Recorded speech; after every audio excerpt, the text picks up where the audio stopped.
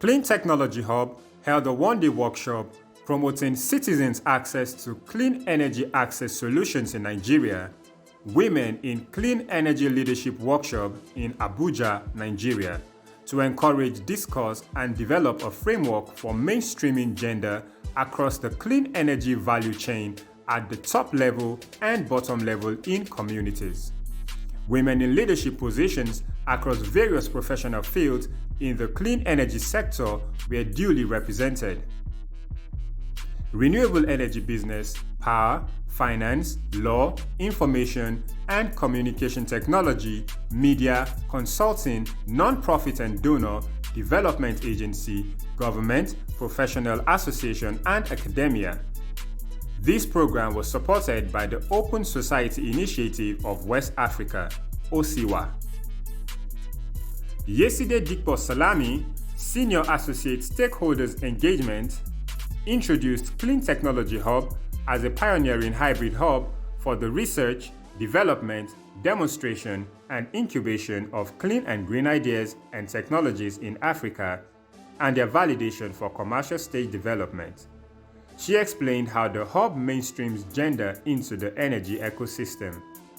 Other ways that we can tap into their networks. And also we'll touch on the market opportunities, which is something I think most people will be interested in here. Then the priority areas for rural women empowerment and just gender mainstreaming across the ecosystem. So everything that connects to clean energy and in clean energy access. Cool. I think I read somewhere, or I saw there's this picture, I think it's mostly on UNICEF or UN's website, that says poverty has the face of a woman. This is true across so many sectors, like in Nigeria, everywhere you go. And it has not proven to be different in the energy sector, even though this is changing over time. Women are mostly affected by poverty across every sector.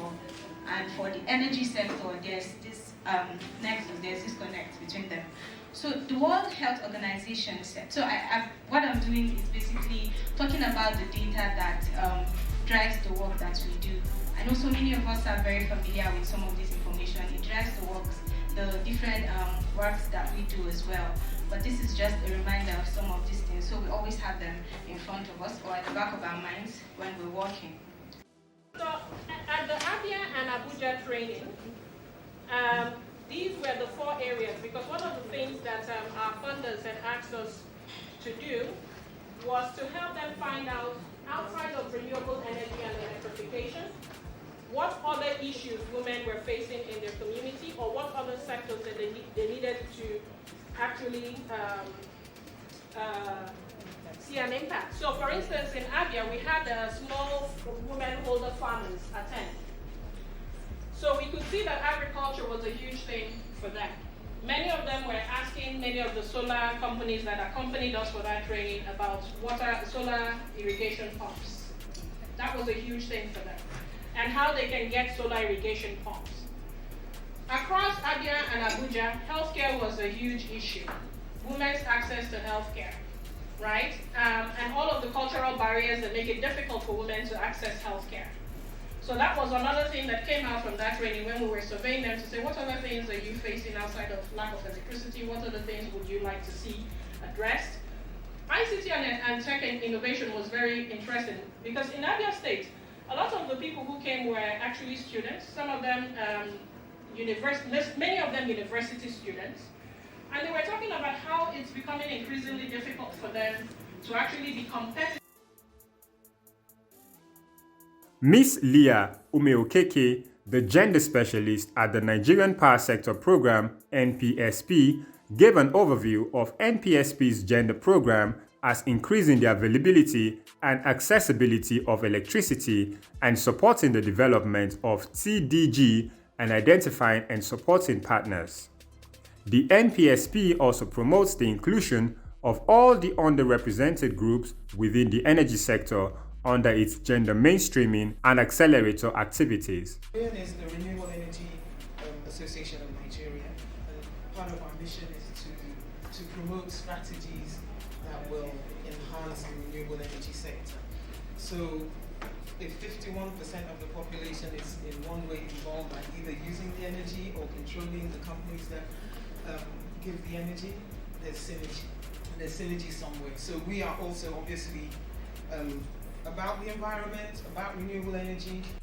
Ms. Lande Abudu, Executive Secretary at the Renewable Energy Association of Nigeria, REAN, presented the activities of REAN's gender group, such as the Women in Renewable Energy Roundtable for women in the sector to come together and develop the sector and also promote inclusion as we ensure that our members have at least 30% of women in their workforce.